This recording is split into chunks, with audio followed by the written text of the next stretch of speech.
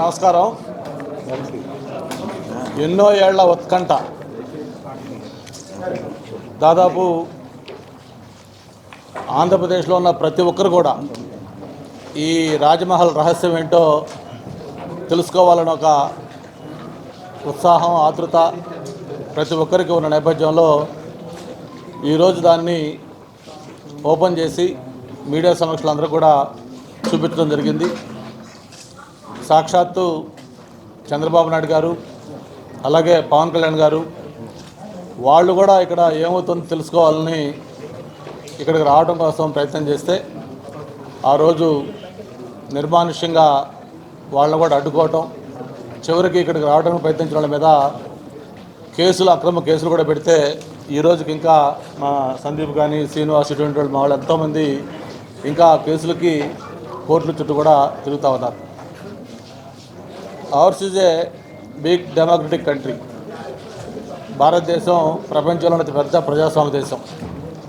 ఇటువంటి ప్రజాస్వామ్య దేశంలో ప్రభుత్వాలు ప్రతి 5 ఏళ్లకు ఒకసారి ఎలక్షన్ అయినప్పుడు ప్రజల ఆశీస్సులతోటి ప్రభుత్వాలు ఏర్పడుతూ ఉంటాయి. ఆ ప్రభుత్వాలు ఏర్పడినప్పుడు ప్రజల మన్ననలు పొందే విధంగా పరిపాలన చేస్తూ ఉంటాయి. అయితే దానికి భిన్నంగా 2019లో ఏదైతే జగన్మోహన్ రెడ్డి గారు ఒక్క ఛాన్స్ అని చెప్పని ఈ రాష్ట్రంలో అధికారంలోకి వచ్చారో, వచ్చిన దగ్గర నుంచి కూడా ఆయన పరిపాలన ఎలా సాగిందో మనం చూసాం. ఒక ప్రజావేదిక కూల్చివేతతోటి, ఒక విధ్వంసకరమైన యాక్టివిటీతోటి ఈ రాష్ట్రంలో పరిపాలన స్టార్ట్ అయింది. ఆ రోజు నుంచి ఆ 5 సంవత్సరాలు కూడా పూర్తిగా ఎక్కడా కూడా ఒక ప్రజాస్వామ్య పద్ధతులు పాటించకుండా పూర్తి నియంతృత్వ పోకడలో అన్డెమోక్రటిక్గా మరి ప్రతిపక్ష పార్టీలను కానీ, ఎవరైనా ప్రభుత్వాన్ని ప్రశ్నించే నాయకులను కానీ, వ్యక్తులను కానీ అణిచివేస్తూ ఆ పరిపాలన సాగింది. గవర్నమెంట్ మారినప్పుడు ముఖ్యమంత్రికి చాలా విశేష అధికారాలు ఉంటాయి. ఆయన క్యాపిటల్ అమరావతి అయినా సరే నేను విశాఖపట్నంలో క్యాంప్ హౌస్ పెట్టుకుంటానంటే ఎవరు కూడా కాదనలేని విషయం. నేను క్యాంప్ హౌస్ పెట్టుకుంటాను, విశాఖపట్నంలో వచ్చి ఉండటానికి నాకు ఒక బంగ్లా కట్టుకుంటానంటే ఎవరు కూడా క్వశ్చన్ చేయలేని విషయం. కానీ దానికి భిన్నంగా విశాఖపట్నంలో రాజధాని అని చెప్పి అసెంబ్లీ సాక్షిగా అమరావతి రాజధాని అని చెప్పని అంగీకరించి మళ్ళీ అధికారంలోకి వచ్చిన తర్వాత దాని మీద యూటర్న్ తీసుకొని లేదు 3 రాజధానులు, Visakhapatnam executive capital, Amaravati legislative capital, Kurnool judicial capital అని చెప్పని ఆయన మాట తప్పి మడం తిప్పి అక్కడ యూటర్న్ తీసుకున్నారు. సరే, దాన్ని ఎలాగూ న్యాయస్థానాలు అంగీకరించకపోయినా కూడా నేను ఉంటానని చెప్పని ఇక్కడ చెప్పడం జరిగింది. దాన్ని కూడా చూసాం మనం. అనేక వాయిదాలు వేశాడు, అనేక పండగల పేర్లు చెప్పారు, ముఖ్యమంత్రి చెప్పారు, ఇన్ఛార్జీలు చెప్పారు, మంత్రులు చెప్పారు, ఎమ్మెల్యేలు చెప్పారు, ప్రతి ఒక్కరు కూడా డేట్లు చెప్పారు. అదిగో వచ్చేస్తున్నాడు అని చెప్పారు. చివరికి ఆయన రాకుండానే ఆయన పదవీ కాలం కూడా అయిపోయింది. అయితే దీంట్లో ప్రధానంగా మనం వీటన్నిటికంటే ముఖ్యంగా ఆయన విశాఖపట్నంలో వచ్చి ఉండటం కోసం అని చెప్పని ఏదైతే ఇప్పుడు మనం కూర్చున్న ఈ ఋషికొండ, ఒకప్పుడు సప్త ఋషులు ఈ కొండపైన నడయాడారని, ఇక్కడ తపస్సు చేసుకునేవాళ్ళని, దీనికి ఒక హిస్టారికల్ ఇంపార్టెన్స్ ఉన్న కొండ. ఎవరైనా విశాఖపట్నం నుంచి బీలో బీచ్ రోడ్లు వెళ్తూ ఉంటే వెళ్ళే వాళ్ళందరికీ కూడా పచ్చటి కొండ అందరినీ కూడా ఎంతో ఆకర్షిస్తూ ఉండేది. అటువంటి ఒక పచ్చటి ఋషికొండని టూరిజం దీని కింద ఇక్కడ రిసార్ట్స్ కట్టి ఉంచితే బ్రహ్మాండమైన లాభాల్లో నడుస్తున్న ఆ టూరిజం రిసార్ట్ను కూడా మరి పూర్తిగా డిస్మాంటిల్ చేసి ఇక్కడ అత్యంత రహస్యంగా, గోప్యంగా ఈ విలాసవంతమైన రాజమహల్ని నిర్మాణం చేయడం జరిగింది. ప్రభుత్వం ఏదైనా ఒక నిర్మాణం చేసేటప్పుడు దాంట్లో రహస్యాలు ఉండవు. బహిరంగంగా ఆ బిల్డింగ్ దేనికోసం కడతా ఉన్నారు, ఎంత విస్తీర్ణత కడతా ఉన్నారు, ఎంత ఎస్టిమేట్తో కడతా ఉన్నారు, అందులో ఏమేమి ఫెసిలిటీస్ ఉంటాయి, ఇవన్నీ డ్రాయింగ్స్తో సహా బయట డిస్ప్లే చేస్తారు. కానీ దానికి భిన్నంగా దీన్ని అత్యంత గోప్యంగా, నాకు తెలిసి బహుశా ఈ దేశంలో ఏ భవనం కూడా ఇంత వివాదాస్పదం కానీ, ఇంత సెన్సేషన్ కానీ క్రియేట్ చేసి ఉండదు. ఎందుకంటే ఆది నుంచి కూడా ఈ బిల్డింగు స్టార్ట్ చేసిన దగ్గర నుంచి కూడా అన్ని వివాదాలే. ఎందుకంటే ఈ ఋషికొండ ఏదైతే హిస్టారికల్ ఇంపార్టెన్స్ ఉన్న కొండని, ఆ పచ్చటి గ్రీనరీగా ఉన్న కొండని విధ్వంసం చేసి దీన్ని బోడిగుండు చేయడం కానీ, లేకపోతే లాభాల్లో నడుస్తున్న టూరిజం దాన్ని ధ్వంసం చేసి ఇక్కడ ఆయన క్యాంప్ ఆఫీసర్ అని చెప్పి కట్టుకోవడం కానీ దాన్ని క్యాంప్ ఆఫీసర్ని ధైర్యంగా చెప్పి కట్టే ధైర్యం కూడా చేయలేకపోయారు. ముందు టూరిజం అన్నారు, లేకపోతే దీనికి రకరకాల పేర్లు చెప్పారు. దీన్ని 5 స్టార్ హోటల్ అన్నారు, కొంతకాలం లేదు ముఖ్యమంత్రి క్యాంప్ ఆఫీస్ అన్నారు. చివరికి వెబ్సైట్లో పెట్టి మళ్ళీ దాన్ని కూడా ఒట్టిదే ఇది కరెక్ట్ కాదు, ఇది చివరికి టూరిజం అని చెప్పి కూడా చెప్పడం జరిగింది. దాని ఎస్టిమేట్లు కూడా చాలా గోప్యంగా ఉంచారు. ఫేజ్ 1 అన్నారు, ఫేజ్ 2 అన్నారు, ల్యాండ్స్కేపింగ్ ఎంత పెట్టారు, డిస్మాంట్లింగ్ ఎంత చేశారు, ఇవన్నీ కూడా ప్రతిదీ వివాదాస్పదమైంది. మామూలుగా మిమ్మల్ని ఒకటే నేను అడుగుతా ఉన్నాను మీడియా ద్వారా జగన్మోహన్ రెడ్డి గారికి, ఆ రోజు ప్రజావేదిక కూల్చివేసినప్పుడు ఆయన చెప్పిన కారణం ఏంటో ఒకసారి మీరు గుర్తు చేసుకోండి. ఆ ప్రజావేదికకి అనుమతులు లేవు, అనుమతులు కూడా చట్ట విరుద్ధంగా ఇచ్చారు. అది ఏదైతే ఆ రివర్ ఉందో కృష్ణా రివరు, ఆ రివర్ దీనికి సంబంధించి ఆ వాటర్ లెవెల్కి సంబంధించి ఇవన్నీ కూడా కొన్ని అనుమతులు పొందలేదు, కాబట్టి దీన్ని కూల్చేస్తున్నామని చెప్పని ఈ ప్రపంచంలోనే మొట్టమొదటిసారిగా ప్రభుత్వ భవనాన్ని ప్రభుత్వమే కూల్చివేయటం ఒక జగన్మోహన్ రెడ్డి గారి నాయకత్వంలో ప్రజావేదిక ద్వారా రుజువైంది. మరి ఆ రోజు దానికి అనుమతులు లేవు అని చెప్పిన దాన్ని అంత అమానుషంగా దాన్ని ఆ విధంగా కనీసం అది నట్ అండ్ బోల్ట్తో ఉంటే దాన్ని ఎవరికైనా ఆలోచన ఉంటే ఒకవేళ వద్దనుకుంటే దాన్ని ఒక 1 అవర్లో మొత్తం బోల్ట్లను కూడా తీసేసి ప్యాక్ చేసి అది కొంచెం వాడుకోవచ్చు. అలా కాకుండా దాన్ని విధ్వంసం సృష్టించాలనే ఉద్దేశంతో జేసీబీలు ప్రక్కలైన మిషన్లు తెచ్చి దాన్ని కూల్చివేసిన విధానం మనకు గుర్తుంది. మరి ఆ రోజు అనుమతులు లేవని చెప్పిన దాన్ని కూల్చేస్తే మరి ఈరోజు ఈ రాజమహల్కి ఏం అనుమతులు ఉన్నాయని ఒకసారి అందరూ ఆలోచించాల్సిన అవసరం ఉంది. గ్రీన్ ట్రిబ్యునల్ దగ్గర నుంచి అన్నీ దీనికి అనుమతులు ఎక్కడా కూడా లేవని చెప్పి ఎన్నోసార్లు చెప్పారు. ఎక్స్పర్ట్స్ కమిటీ నియమించారు దీని మీద, కోర్టు నియమిస్తే వాళ్ళు కూడా దీంట్లో చాలా వైలేషన్స్ ఉన్నాయని చెప్పని వాళ్ళు కూడా నిపుణులు నివేదిక ఇవ్వడం జరిగింది. అంతేకాకుండా న్యాయస్థానాన్ని కూడా చెరువుకి బురిడి కొట్టించే విధంగా వాళ్ళు అఫిడవిట్లు న్యాయస్థానానికి కూడా తప్పుడు నివేదికలు ఇచ్చారు. ఇది మేము ఇంత నిర్మాణం చేస్తూ ఉన్నాం, ఇది టూరిజం తరఫున చేస్తున్నాం అని చెప్పి ఈరోజు కూడా దాని మీద ఏంటి అనేది కూడా చేయలేకపోయారు. అంటే చివరికి ఏ స్థాయికి దిగుతారంటే దీని ఇనాగరేషన్ కూడా అత్యంత రహస్యంగా గోప్యంగా టూరిజం మినిస్టర్ వచ్చి 3వ కంటికి చెప్పకుండా దీన్ని ఇనాగరేట్ చేశామని చెప్పని మమ అనిపించారు.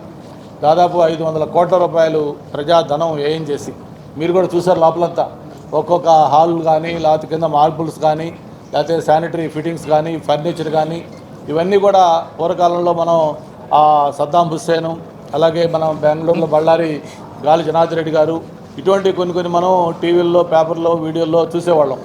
మరి వాటిని తలదన్నే విధంగా మళ్ళీ ఇందులో కూడా ఒక్కొక్క హాల్స్ కూడా ఎంతంత విశాలంగా ఉన్నాయో ఏ విధంగా ఉన్నాయో ఓకే రైట్, డెఫినెట్గా కొన్ని ప్రభుత్వ కార్యాలయాలు స్పేషియస్ కడతారు, కానీ ఇంత వివాదాస్పదం చేసి ఇంత లగ్జరియస్గా 500 కోట్ల రూపాయలు వెచ్చించి దీన్ని ఈ విధంగా చేయటం ఒక జగన్మోహన్ రెడ్డి గారికి చెల్లింది. అయితే ఇప్పుడు మా సందీప్ చెప్తా ఉన్నాడు అదేదో సినిమాలో ఆ కోరిక తీరక ఏదో అట్లా అవుతారని చెప్పని ఆయన కూడా పాపం ఇంత ముచ్చటపడి మోజుపడి కనీసం ఇక్కడికి వచ్చి చూసుకోలేదు దీన్ని. ఒక్కసారి హెలికాప్టర్ ద్వారా ఏరియల్ సర్వే చేసుకున్నాడు, ఓహో ఇదా ఈ కొండపైన ఉండిపోతాను అని. మరి చివరికి ఆయన చూసుకోకుండానే ఆయన పదవి దిగిపోవడం కూడా జరిగింది. నేను ఒకటే మీకు తెలియజేస్తా ఉన్నాను, 2019 ఎన్నికల్లో అంత భారీ మెజార్టీ ఆయనకి ఇచ్చినప్పుడు ఒక యువకుడుగా ఉండి ప్రజలు ఇచ్చిన తీర్పును అభాసం చేసే విధంగా ఆయన వ్యవహరించిన తీరు మొన్న పరిపాలన మొత్తం కూడా ఈ 5 ఏళ్ళు వ్యవహరించిన తీరు నేను ఎలక్షన్స్లో మనకు రిఫ్లెక్ట్ వచ్చింది.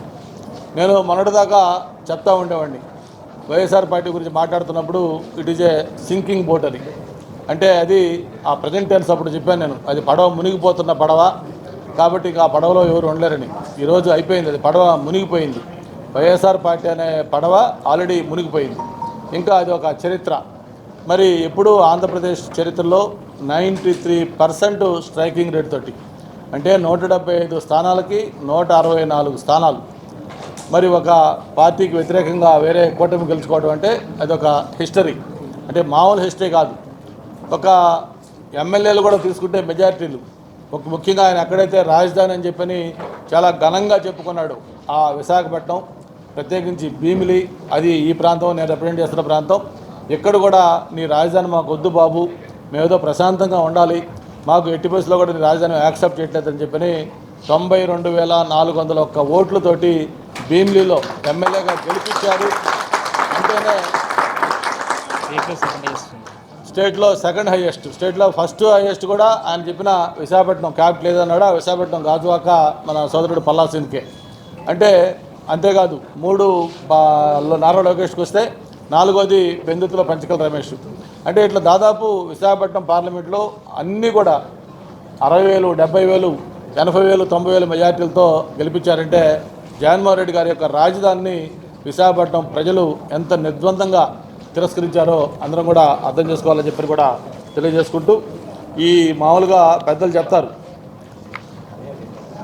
మూర్ఖుడు రాజు కన్నా బలవంతుడు అని చెప్పాను.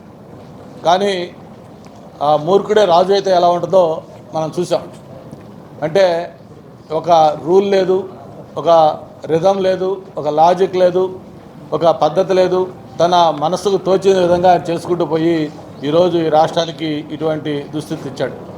మరి అన్నేళ్ల అనుభవం ఉన్న చంద్రబాబు నాయుడు గారిని అక్రమంగా అరెస్ట్ చేయడం కావచ్చు, లేకపోతే ఇటువంటి నిర్మాణాలు కావచ్చు, లేకపోతే రాజధాని దాదాపు 70-80% పూర్తి అయి ఉంటే దాన్ని అర్ధాంతరంగా దాన్ని ఆపేసి దాన్ని ఒక శ్మశానలాగా చేసిన పద్ధతి కావచ్చు. మరి ఆంధ్రుల జీవనాడి పోలవరం మేము 5 ఏళ్లలో 70% కంప్లీట్ చేసి ఆయనకి హ్యాండ్ ఓవర్ చేస్తే ఈ 5 ఏళ్లలో కనీసం 4-5% కూడా కంప్లీట్ చేయకుండా దాన్ని పక్కన పెట్టిన విధానం కావచ్చు. ఇట్లా ఎన్ని రకాల ప్రజా వ్యతిరేక కార్యక్రమాలు చేయాలో అవన్నీ కూడా చేసి ఇది మొత్తం ఆయన ప్రజల దీనికేంటో ఆగ్రహానికి ఎంత గురయ్యాడో కూడా మనం చూస్తూ ఉన్నాం.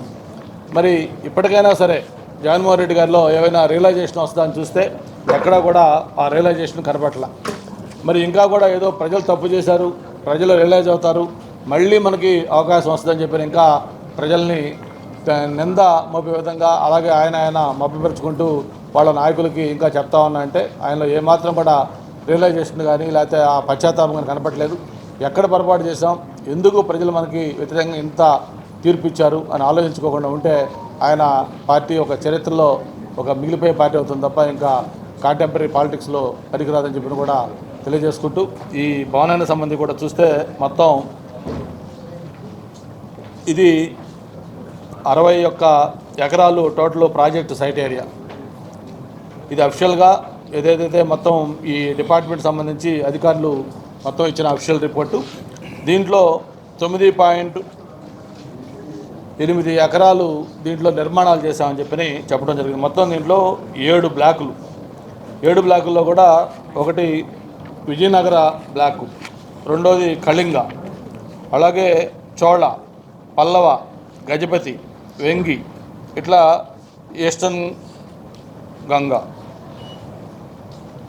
మొత్తం ఇట్లా 7 బ్లాకులు కలిపి మొత్తం దీంట్లో నిర్మాణం చేశారు. దీంట్లో 7 బ్లాకుల కింద దీంట్లో ల్యాండ్స్కేపింగ్ ఎంత పెట్టారు ఇవన్నీ కూడా మనం గతంలో చెప్పుకున్నాం.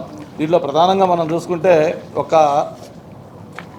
కొండ తొలిచేసినప్పుడు ఏదైతే పాత బిల్డింగ్ డిస్మాంటిల్ చేసినప్పుడు జనరల్గా సిస్టమ్ ఏంటంటే దాన్ని టెండర్లు పిలుస్తారు, ఎవరికైనా పిలుచుకొని దాన్ని డిస్మాంటిల్ చేసి ఆ మెటీరియల్ తీసుకెళ్ళి కొంత గవర్నమెంట్కి మళ్ళీ పే చేసే సిస్టమ్ కూడా ఉంటుంది. అలా కాకుండా దానికి ఏమీ లేకుండా ఒక వైఎస్ఆర్ పార్టీ నాయకులు ఎవరైతే ఉన్నారో ఆయనకే మట్టి తీసుకెళ్ళి వేరే వాళ్ళకి ఇచ్చుకునే విధంగా ఆ రోజు ఆ కాంట్రాక్ట్ ఇవ్వడం జరిగింది.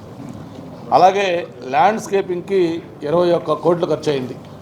ఇట్లాగా ప్రతిదీ కూడా అంతకుముందు ఉన్న రిసార్ట్ ఏదైతే ఉందో అది సంవత్సరానికి 7 నుంచి 8 కోట్లు ఆదాయం ఇచ్చే రిసార్ట్ అది, ఆ హరిత రిసార్ట్. ఆ హరిత రిసార్ట్ని డిస్మాంటిల్ చేసి దీన్ని చేయడం జరిగింది. అలాగే 15 నెలల్లో మొత్తం పూర్తయ్యేలా 91 కోట్లతో 5 స్టార్ హోటల్ కడుతున్నాం అని చెప్పని ముందు చెప్పడం జరిగింది.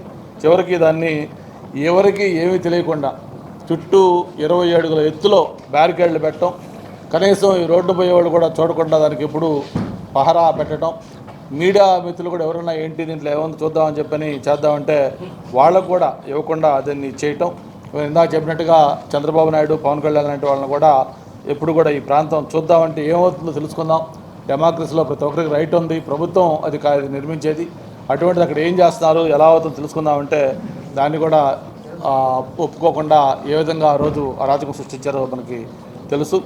ఈ గతంలో మనం చూసాం, ఏదైతే ఈ దీంట్లో హైకోర్టుకు కొంతమంది మా త్రిబులారు రామకృష్ణరాజు కానీ వెలగపూడి గారు చాలామంది దీని మీద కోర్టులో కూడా వెళ్తే కోర్టు కూడా ఆదేశాలు ఇచ్చి ఎక్స్పోర్ట్ కమిటీ నియమిస్తే ఆ ఎక్స్పోర్ట్ కమిటీ కూడా దీని మీద నివేదిక ఇచ్చింది. ఇది అన్నీ కూడా వైలేషన్స్ ఉన్నాయి, ఎక్కడ అనుమతులు లేకుండా అనుమతులకి మించి నిర్మాణం చేస్తూ ఉన్నారు ఏం చెప్పారు. ఏమి ఇచ్చినా కూడా ఏ మాత్రం కూడా ఖాతరు చేయకుండా తాను అనుకున్న విధంగా పూర్తి చేశారు. అయితే అన్నీ ఆయన ఒకటి తెలిస్తే వీధి ఒకటి తెలిసింది. మరి మొన్న ఎలక్షన్స్లో ఒక ఘోరమైన తీర్పు ద్వారా మరి ఆయన కట్టుకున్న కళ్ళ సౌధం కళ్ళ ముందే కూలిపోతే మరి ఈ కళ్ళ సౌధంలో కనీసం కాలు పెట్టకుండా ఆయన ముఖ్యమంత్రిగా దిగిపోవాల్సి వచ్చింది. కనీసం దీన్ని ఎలా ఉందో ఏంటో కూడా డ్రాయింగ్స్లో అలాగే వీడియోస్లో చూసాడు తప్ప ఫిజికల్గా దీన్ని చూసుకునే అదృష్టం కూడా ఆయనకు లేకుండా పోయింది. ఒకేసారి రాడిసన్ హోటల్లో మీటింగ్ పెట్టినప్పుడు ఏరియల్ వ్యూ కొండపైన ఒకసారి హెలికాప్టర్ ద్వారా తిరిగి వెళ్ళాడు తప్ప ఇంకేం చేయలేకపోయాడు. ఏది ఏమైనా ఇది ఒక చరిత్ర. ఈ చరిత్రలో విశాఖపట్నం ఎప్పుడు ప్రజలు గుర్తుకు పెట్టుకునే విధంగా ఇంత వివాదాస్పదం చేసిన ఈ నిర్మాణాన్ని ఏం చేయాలి ఏంటి అనేది కూడా ఈరోజు ప్రభుత్వం ముందున్న పెద్ద ఛాలెంజ్. ఎందుకంటే దీన్ని 500 కోట్ల రూపాయలు ఖర్చు పెట్టి దీన్ని తయారు చేశారు. కానీ ఇదేదన్నా హోటల్ లాగేట్లా చేద్దామంటే అట్లా రూమ్స్ కూడా లేవు. కేవలం వాళ్ళు ఉండటానికి ఒక 2-3 బంగ్లాల్లో సపరేట్ ప్యాలెస్లు, మెయిన్ ఇదంతా ఫంక్షన్లకు సంబంధించి ఏదైనా రివ్యూ చేసుకోవడానికి కాన్ఫరెన్స్ మీటింగ్ హాల్స్ ఆయన ఛాంబర్లు ఎటువంటి తప్ప ఇంకోటి లేదు. అంతగా ముందు ఏదైతే హరిత రిసార్ట్ ఆదాయం వచ్చిందో అది కూడా డిస్మాంటిల్ చేసి ఆదాయం వచ్చేది కూడా లేదు.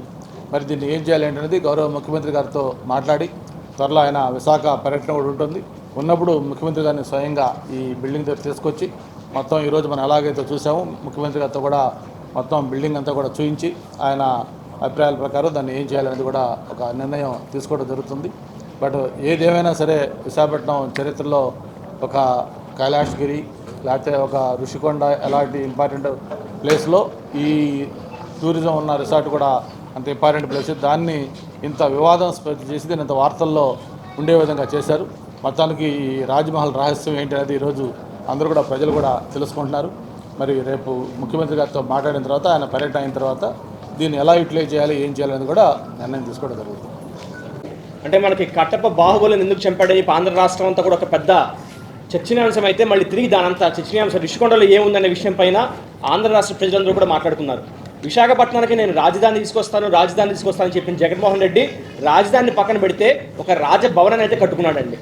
మరి ఈ రాజభవనాన్ని కడుతున్నాడని చెప్పని మరి అప్పటి ప్రతిపక్ష నేతైన చంద్రబాబు నాయుడు గారు అదేవిధంగా జనసేన పార్టీ అధ్యక్షులు శ్రీ పవన్ కళ్యాణ్ గారు ఇక్కడికి వచ్చే ప్రయత్నం చేస్తే ఎంతోమంది కార్యకర్తలను అరెస్ట్ చేసి ప్రతి ఒక్కరిని రోడ్డు మీద బైఠాయించడం వాళ్ళు లాక్కెళ్ళిపోయి ఈడ్చుకెళ్ళిన పరిస్థితులు మీరు అందరూ చూశారు. మరి పవన్ కళ్యాణ్ గారు గతంలో ఎర్రమట్టి దెబ్బలకు వస్తున్నప్పుడు ఎక్కడ ఈ ఋషికొండకు వచ్చేస్తారేమో, ఋషికొండలో ఏం జరుగుతుందో బయటికి చెప్పేస్తారన్న భయంతో ఆ రోజు మా అందరినీ అరెస్టులు చేసి 307 అటెంప్ట్ టు మర్డర్ కేసులు పెట్టి జైల్లో పెట్టి పవన్ కళ్యాణ్ గారిని నోవోటల్ గది రూమ్ దాటినివ్వకుండా ఆయన మీద సెక్షన్లు విధించి వైజాగ్ నుంచి మళ్ళీ తిరిగి వెనక్కి పంపించారు. కాలం చాలా గొప్పదైందని చెప్పి పవన్ కళ్యాణ్ ఎప్పుడు చెప్తూ ఉంటారండి. మరి ఈరోజు ఆ కాలం కాస్త రివర్స్ అయింది. ఈరోజు తీసుకుంటే కనుక చరిత్రలో ఎప్పుడూ చూడంత విజయం మన టీడీపీ జనసేన పార్టీ బీజేపీ పార్టీకి కూటమి ప్రజలు ఇచ్చారు. అసలైన విజయం ఏంటంటే మరి జగన్మోహన్ రెడ్డి గారిని ఈ ఋషికొండ పైన అడుగు పెట్టలేకుండా చేయడమే ప్రజలు సాధించిన అసలైన విజయం కింద మేము భావిస్తాం. మరి ఈరోజు పవన్ కళ్యాణ్ గారు డిప్యూటీ సీఎంగా ఉంటూ పర్యావరణ విభాగానికి అదేవిధంగా అటవీ శాఖకి పంచాయతీరాజ్కి ఈ శాఖలన్నిటికీ కూడా మినిస్ట్రీ తీసుకుంటూ మరి ఈ టూరిజం శాఖ ఏదైతే ఉందో ఇది కూడా జనసేన పార్టీకి సంబంధించిన కందులు దుర్గేష్ గారికి రావడం ఇవన్నీ కూడా వీటి మీద ఋషికొండ వీటి పరిధిలో ఉంటాం. అదేవిధంగా ఈరోజు మా భీమిలి ఎమ్మెల్యే మా గెలిచిన కూటమి నాయకుడైన శ్రీ గంటా శ్రీనివాస్ గారి నాయకత్వంలో ఈరోజు మేము అందరూ లోపలికి రావడం అనేది మేము చాలా గర్వంగా భావిస్తున్నాం. ఈరోజు లోపల అంటే కట్టడం గొప్ప కాదండి, ఇలాంటి పెద్ద కట్టడం గొప్ప కాదు, కానీ ఇంత కట్టడాన్ని కట్టి ప్రజలకు అసలు లోపల ఏం జరుగుతుందో తెలియకుండా చేసి చూసారా, అది నిజంగా గొప్ప అని మెచ్చుకోవాలి మనందరం కూడా. ఎందుకంటే దాదాపు 30 అడుగుల బ్యారికేడ్లు పెట్టేసి లోపల ఏం జరుగుతుందో తెలియనివ్వకుండా మరి దీన్ని 500 కోట్ల రూపాయలు వ్యయం పెట్టాడంటే నిజంగా ఇందాక గంటా శ్రీనివాస్ గారి నాయకత్వంలో మేము చూసాం. లోపల ఆయన ఎలాంటి కమోడ్లు పెట్టాడు, ఎలాంటి మరి బాధ డబ్బులు పెట్టాడు, 25 లక్షల రూపాయలు 35 లక్షల రూపాయలు పెట్టి బాధ డబ్బులు పెట్టుకుని మీకు ఎంతసేపటికి మేకప్ వేసి ఇది కేవలం పర్యాటక కోసం లేదు మేము 5 స్టార్ హోటల్ కడుతున్నాం వైజాగ్లో 5 స్టార్ హోటల్ కట్టనివ్వరా అని చెప్పని ప్రజల్ని మభ్యపెట్టాడు చూసారా. మరి దానికి తప్పకుండా మూల్యం చెల్లించక తప్పదు. త్వరలోనే పెద్దలు గంటా శ్రీనివాస్ గారు చెప్పినట్టు మన రాష్ట్ర ముఖ్యమంత్రి అయిన శ్రీ నారా చంద్రబాబు నాయుడు గారు, అదేవిధంగా రాష్ట్ర ఉప ముఖ్యమంత్రి అయిన జనసేన పార్టీ అధ్యక్షుడైన శ్రీ పవన్ కళ్యాణ్ గారు, మరియు పర్యాటక శాఖ మంత్రి అయిన శ్రీ కందులు దుర్గేష్ గారు, పెద్దలు గంటా శ్రీనివాస్ గారి నాయకత్వంలో మేము అందరం మళ్ళీ తిరిగి ఇక్కడికి వస్తాము తప్పకుండా. ఎందుకంటే దీన్ని తిరిగి మళ్ళీ ప్రజలకి ఏ విధంగా ఉపయోగపడుతుందో కూడా అర్థం కాని విషయం. ఎందుకంటే పూర్తిగా ఆయన భవనాల కోసం, ఆయన బెడ్రూముల కోసం, దాదాపు ఇదే బెడ్రూమ్ కనుక మీకు ఒక పెద్ద 5 స్టార్ హోటల్, కేవలం జగన్మోహన్ రెడ్డి గారు ఈ రిషికొండ పైన కట్టించుకున్న భవనంలో ఒక బాత్రూమ్ తీసుకుంటే కనుక 5 స్టార్ హోటల్లో 50,000 రూపాయలు ఉంటుందండి ఖర్చు.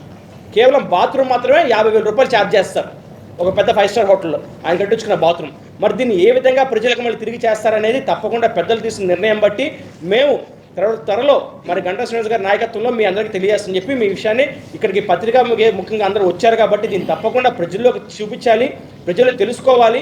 ప్రజలు ఈ విధంగా జగన్మోహన్ రెడ్డి ఇంత లోటు బడ్జెట్ ఉన్న ఆంధ్రప్రదేశ్ రాష్ట్రంలో ఇలాంటి భవనం ఉందా అనే విషయం ప్రజలు ఆశ్చర్యపోతారని మనస్ఫూర్తిగా నేనైతే భావిస్తున్నాను. ప్రజలకు జవాబుదారీగా ఉండాలి. అలాంటిది జగన్మోహన్ రెడ్డి గారు ఏం చేశారంటే ఆయన ఫస్ట్ నుంచి కూడా ఇది ఆయన కోసం కట్టుకున్నది అన్నట్టుగానే ప్రతిదాన్ని కూడా కట్టారు. కాబట్టి కనీసం ఆ విషయాన్ని చెప్పుకుంటే బాగుండేది.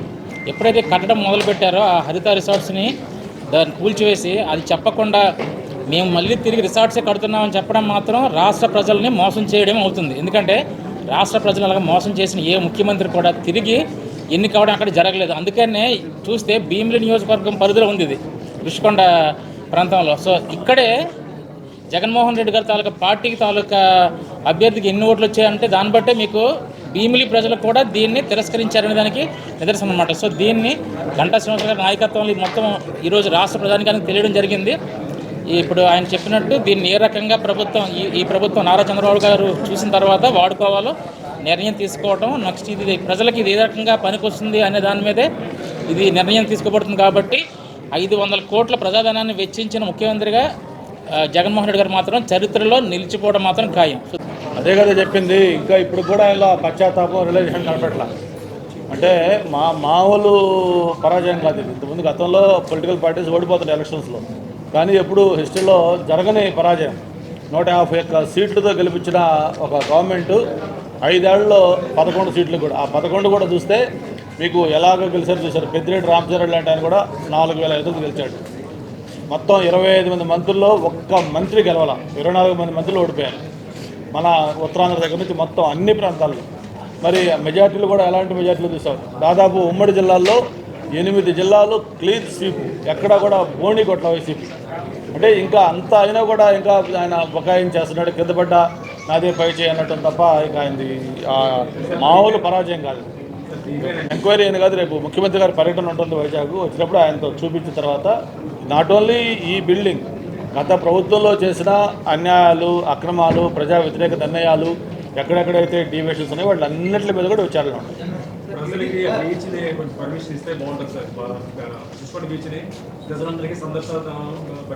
లేదు అన్నీ కూడా రివ్యూ చేయాల్సిన అవసరం ఉంది. ఒకప్పుడు పాత చంద్రబాబు నాయుడు గారి గవర్నమెంట్లో ఎలాంటి గ్లోరీ ఈ ప్రాంతానికి ఉందో మళ్ళీ ఆ పూర్వవైభవం మళ్ళీ ఖచ్చితంగా అన్నీ చేస్తాం. ఏం చేయాలంటే దీన్ని హోటల్ చేయాలా లేకపోతే ఇంకోటి చేయాలా, దేనికనేది ఒక వచ్చి ముఖ్యమంత్రి ఉండాలి తప్ప దేనికి పరికి వచ్చేదో కట్టుకోలేదు. అందుకని ఏం చేయాలంటే అనేది ఇట్స్ పెద్ద ఛాలెంజ్ ప్రభుత్వానికి కూడా. ఈయన 500 కోట్లు ఖర్చు పెట్టి చేసిన దాన్ని ఏం చేయాలి. అందుకని రేపు ముఖ్యమంత్రి గారు, పవన్ కళ్యాణ్ గారు అందరూ ఎట్లా విశాఖపట్నం వస్తారు, వచ్చినప్పుడు చూపించి అందరూ పెద్దలు వాళ్ళు కలిపి ఒక డిసిషన్ తీసుకుంటారు. ముందు ఓడిపోయిన వాళ్ళ నాయకులు పరామర్శించుకోమన్నాడు. మంత్రులు 24 మంది ఓడిపోయినారు, వాళ్ళు బాధపడితే బయటికి రావట్లేదు. వాళ్ళని అలాగే ఎమ్మెల్యేలను వాళ్ళు పరామర్శించమనండి. ఎప్పుడూ తెలుగుదేశం పార్టీకి ఆ సంస్కృతి లేదు, ఎప్పుడు కూడా దాడులు చేసేది. తెలుగుదేశం పార్టీ ఫస్ట్ టైం కాదు, ముఖ్యమంత్రిగా ఆయన చంద్రబాబు నాయుడుకి 4వ చేయటం. అంతకుముందు ఎన్టీ రామారావు గారు 3 సార్లు ముఖ్యమంత్రి చేశారు. తెలుగుదేశం పార్టీ ఎప్పుడు దాడులు చేయదు. దాడులు చేస్తే ఎప్పుడు ఈ విధంగా ఉండేది కాదు. అది రైట్. మరిన్ని వీడియోస్ కోసం ఛానల్ ని సబ్స్క్రైబ్ చేయండి. లేటెస్ట్ అప్డేట్స్ కోసం వాట్సాప్ ఛానల్ ని ఫాలో చేయండి. అండ్ లింక్ డిస్క్రిప్షన్ లో ఉంది.